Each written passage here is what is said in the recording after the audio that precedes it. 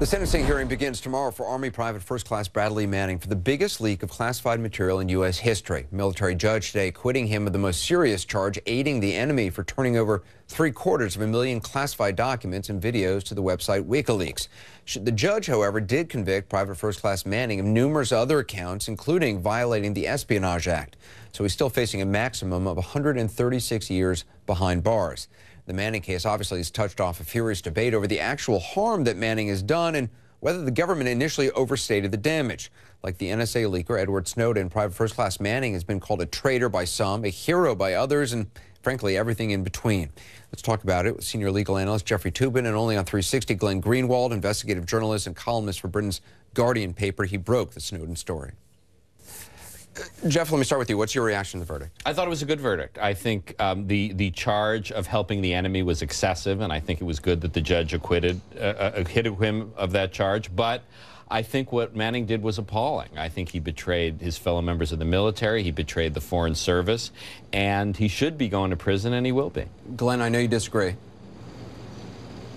I do. I think the verdict, and I also think that Jeff's comments kind of underscore what a lot of people really hate about Washington, which is that if you're sufficiently rich and powerful and well-connected in Washington, the laws don't apply to you, you don't get punished. The only people who do are people like Bradley Manning.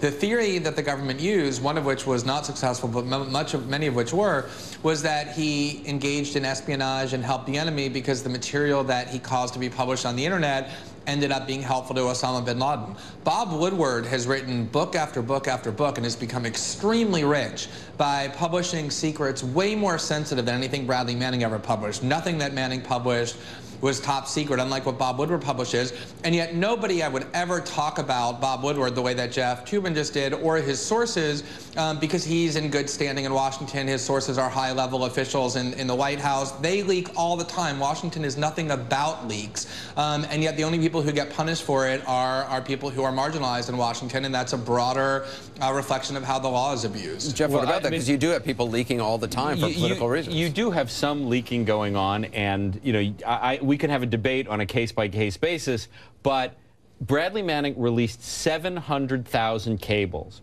including the life's work of a lot of Foreign Service officers who risk their lives, and the people they talk to risk their lives to talk to American officials. And the idea that Bradley Manning has the right and that was somehow justified in releasing this material, I think is just completely wrong. And you know, Bob Woodward is a separate story and unrelated as far as I'm concerned. Glenn, does a government, in your opinion, have any right to any form of secrecy? Secrecy in their diplomatic cables, secrecy in their, you know, the foreign policy discussions that go on in embassies overseas? Because those are the things that were in a lot of the cables that Bradley Manning released. The government has limited rights to secrecy, but it is so wildly abused. I mean, the argument that people made when these diplomatic cables were released was, well, there's nothing really significant or newsworthy or new in these cables. Well, then why were they all marked secret? The reason is because the government just reflexively marks everything secret.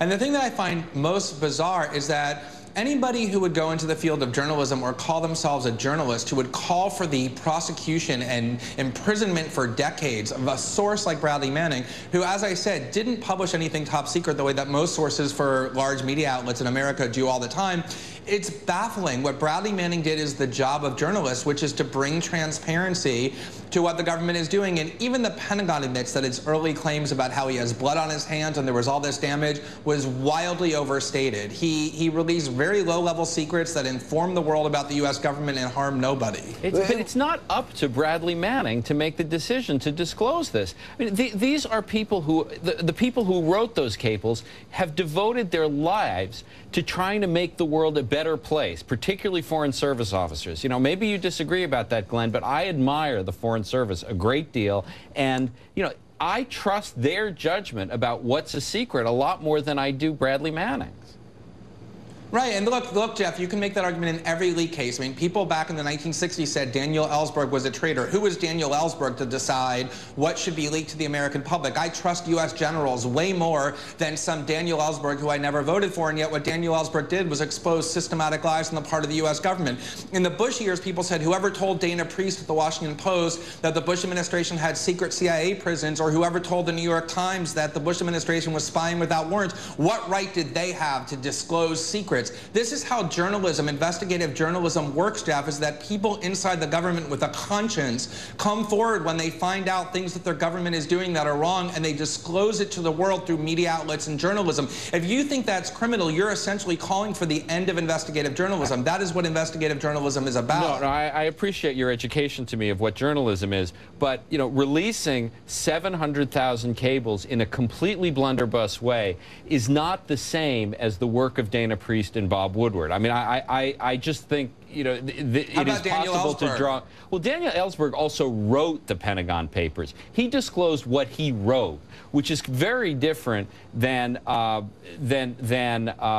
Bradley Manning disclosing hundreds of thousands of cables they didn't even read, much less write. But Glenn, you know, you don't know that he didn't read them. Jeff, Glenn makes an interesting point, and it is an accurate point, that when this was all revealed, you had politicians up and down saying he has blood on his hands. You had people in the Obama administration saying this is causing cataclysmic damage, long-term damage to national security. And then later on, in testimony, secret testimony that was revealed in Reuters and other news outlets, they basically all kind of said, you know what, it was embarrassing, but it really didn't really amount to much. I have no doubt that the government officials here overstated the amount of danger. But that doesn't mean there was no danger. And that doesn't mean that we don't know fully what the danger was, including the risk to the fact that many people may not talk to government officials anymore as a result of these kind of disclosures. Jeff, what legal precedent do you think this sets, if any, for Edward Snowden?